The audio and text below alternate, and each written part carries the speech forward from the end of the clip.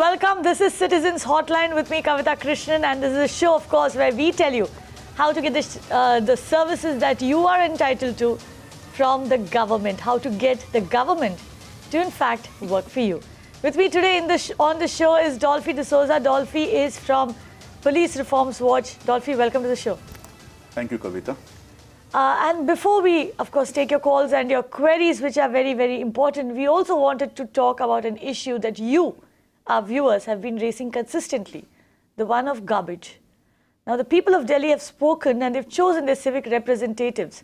Manoj Tiwari, the BJP chief of Delhi, told Mirror Now yesterday that tackling garbage is one of his government's top priorities. Listen into what he had to say.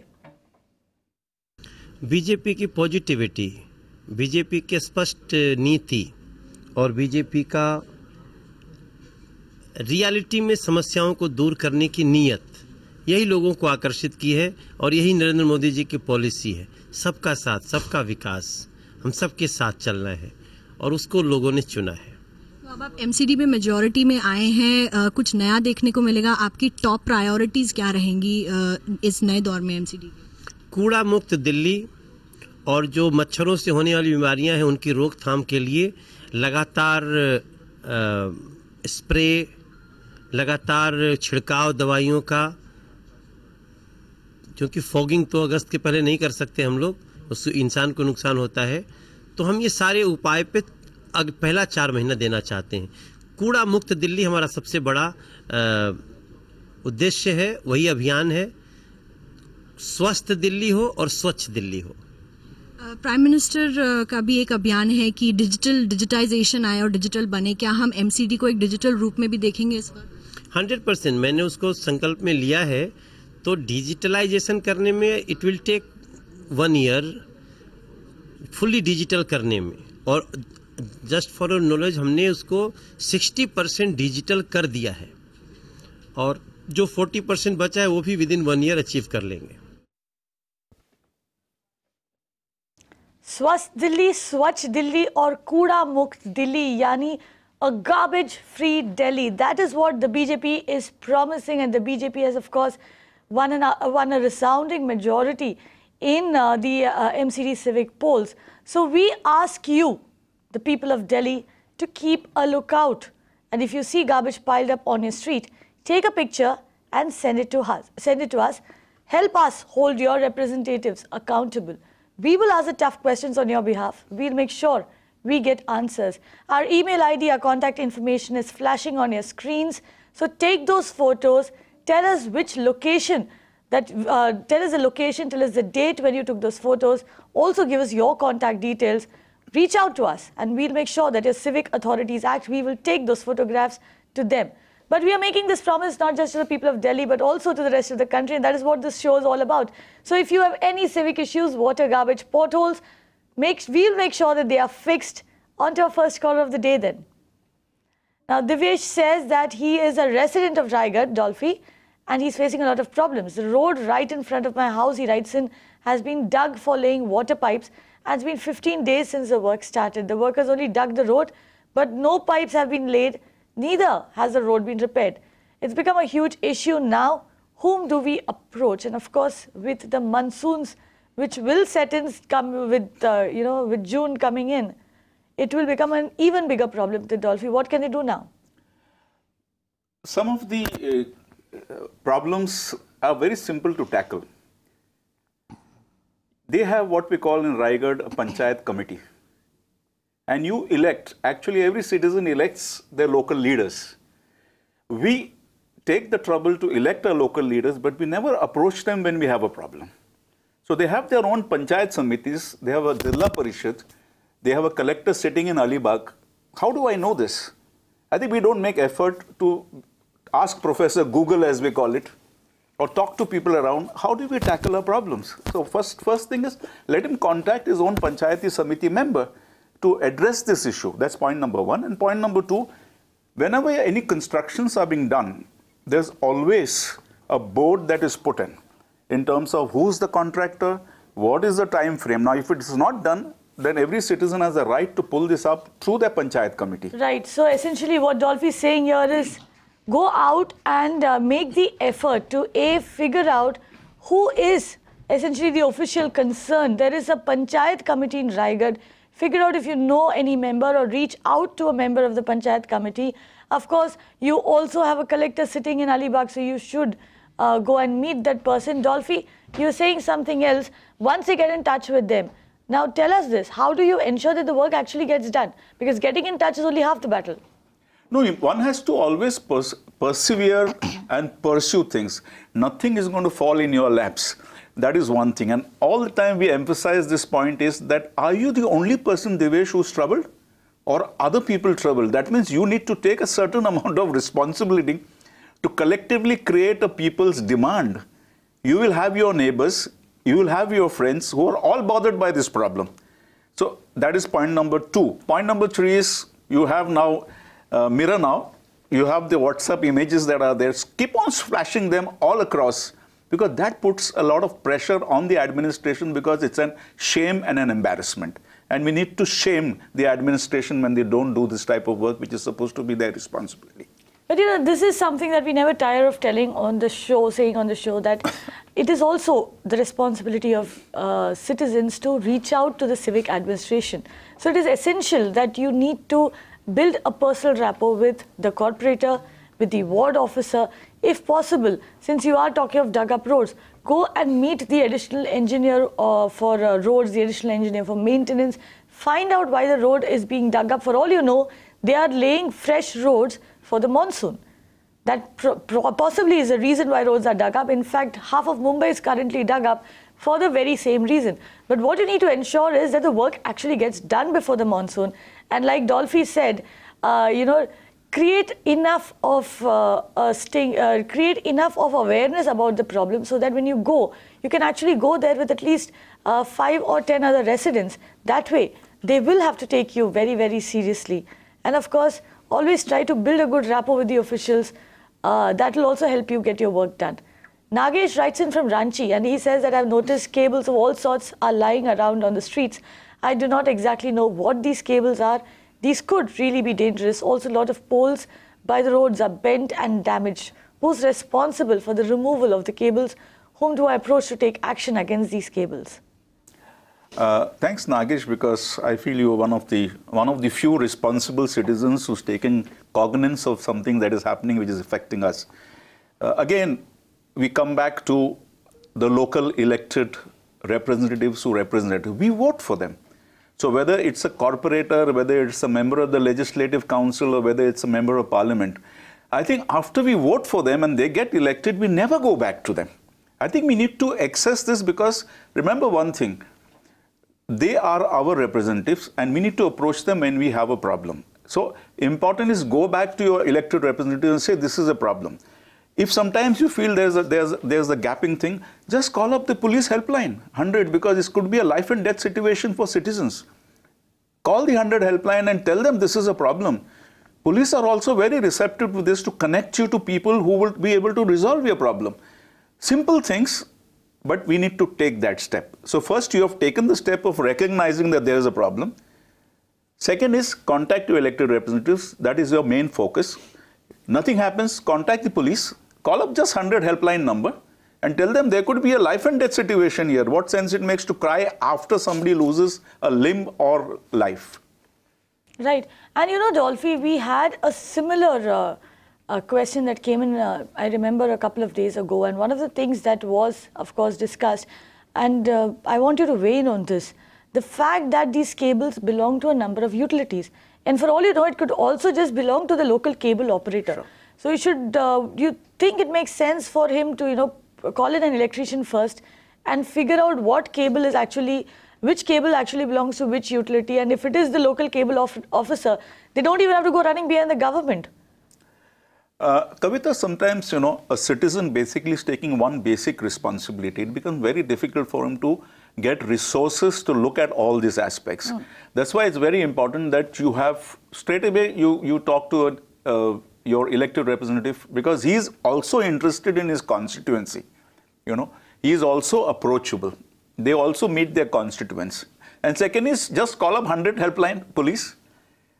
most of your problems will be resolved from a point of view of not they tackling it, but they connecting you to people. Because if tomorrow there's a life and death situation for somebody, somebody is answerable for it and police get directly involved in that. Right, so that's what you need to do. Get in touch with your elected representative, though it doesn't harm to figure out which cable, the cables that you're talking about, which utility or which, which government agency do those cables actually belong to. That will actually help you narrow down to the right official, the person you actually need to get in touch with. Shah Singh is on the line from Pune. Mr. Singh, go on. What's your question? Dolphy, my name is Shah Singh. I live on North Main Road in Pune.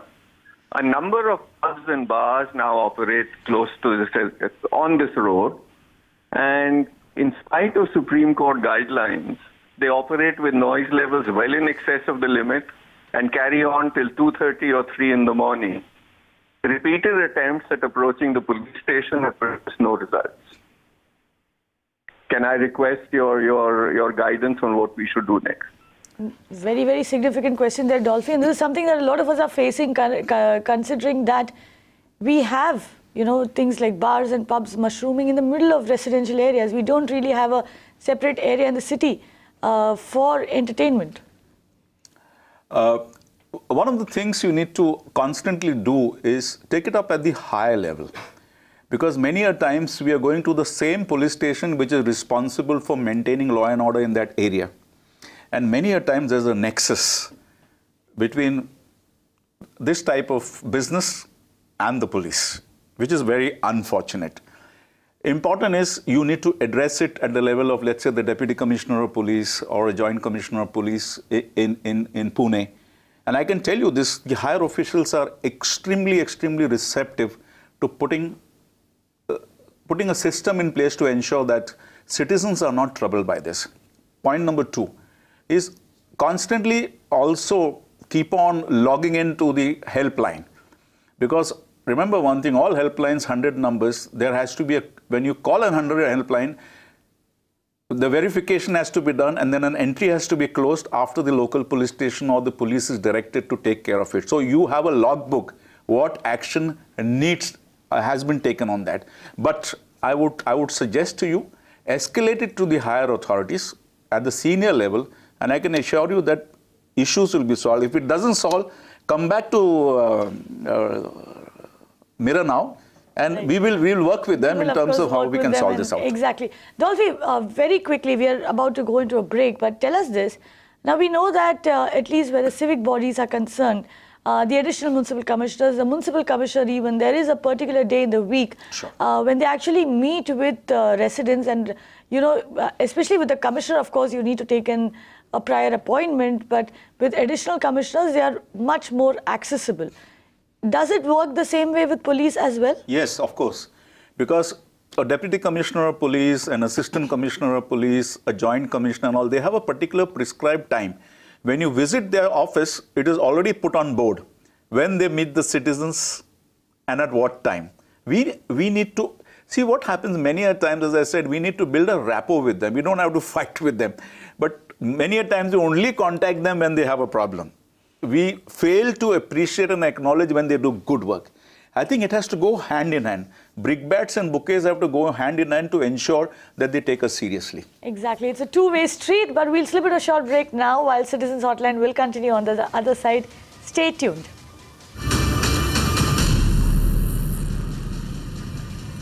Welcome back. This is Citizens Hotline. Dolphy D'Souza is in the studio and he's answering all your questions.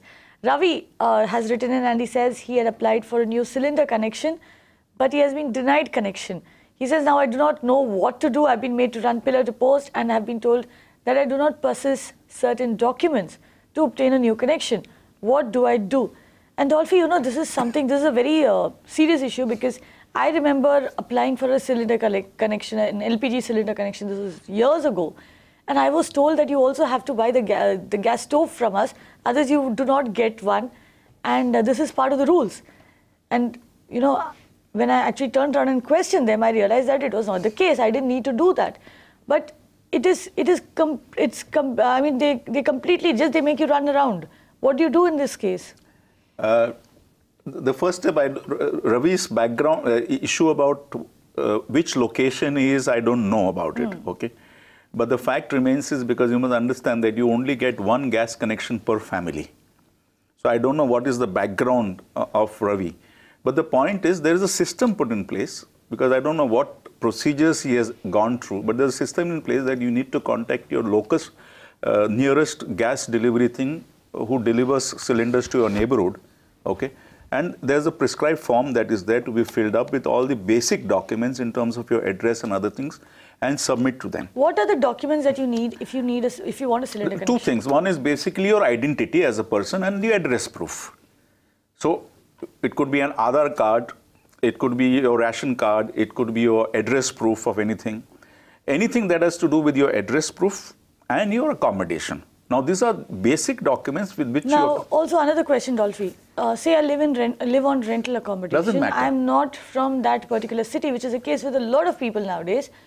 Then what papers do I need to show? Will the Aadhaar card suffice? Aadhaar card, then your live and license document will suffice, as long as you show your residency proof, because they will come and verify whether you exist there or you stay there.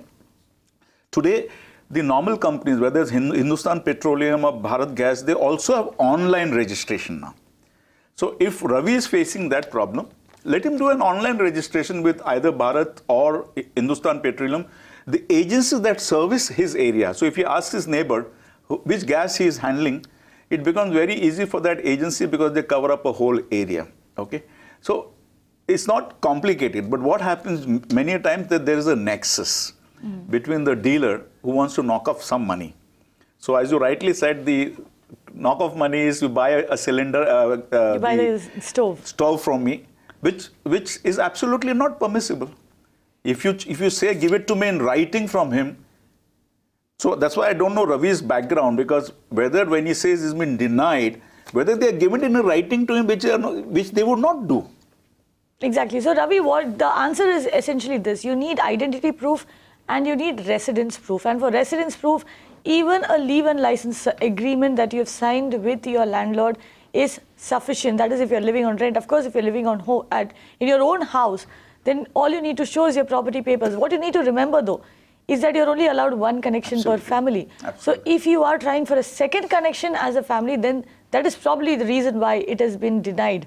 Also, Dolphy, if... Also, I'll suggest to him that the easy other way, because this agency might be creating a problem, go and meet the PRO of your local Bharat Gas office or Hindustan Petroleum office. If you Google it, you'll know the local address, contact details. Go and meet the customer services manager or a PRO and ask his guidance. They will help you. Right, so that's what you need to do. Get in touch with the PRO. Of course, you can also apply online now for a gas connection. And Ravi, that's probably what you should be doing immediately. Dolphy, very quickly before we move on to the next question. If I already have an LPG connection and I've moved to another city, then I will have to surrender that the first connection before applying for the new one, right? Absolutely. So Ravi, that's another thing that you need to check. If you already have an LPG connection, then you will need to surrender that, of course. And show that evidence. Exactly, and show the evidence, because the government is very clear, it's only one LPG connection per family. Archana writes in from Bangalore, and she says that she's been battling the pothole menace for a long time now. The roads near my house, she says, are in a pathetic state. It rained a couple of times this month, and the roads have reached the worst state possible. During such times, one can only witness potholes filled with water. It has also caused minor accidents even after we raised an uproar. No action has been taken. How can I force the authorities to take required action? Dolphy? It's very unfortunate that we can send a lunar launch, into space, but we don't even have a simple technology how to resolve our potholes. So this is a perennial problem, not only, let's say, in Bangalore, but it has been a big problem in Mumbai also. It's a problem in every city, let's face it. I mean, and I think roads are not worth walking more on. to do with corruption and nexus in terms of the service delivery, in terms of repairs of potholes and all. The only thing you can resolve this is keep on making noise, not one person, keep on making hundreds and thousands of noises. Keep on badgering your local corporator, keep on shouting about it, because only that will shame them in terms of resolving this issue. And you know, a lot of times what works is also actually taking photographs of these potholes, putting it up on social media. Social media has turned into a very, very powerful weapon. Put it up on social media, tweet out to your local corporator, tweet out to your commissioner, and demand action. And like Dolphy said, if all citizens come together and you raise a ruckus, chances are that the corporator has to listen to you, the commissioner has to listen to you, and of course, do take a photo of those potholes and send it across to Mirror Now as well, along with the location and the date when you took that. We will also see what we can do at our end to help you solve that problem. With that, we come to an end of this episode of Citizens Hotline. And of course, any questions related to civic issues, do send in the questions. We will try and get them answered by the country's biggest experts. Thank you for watching.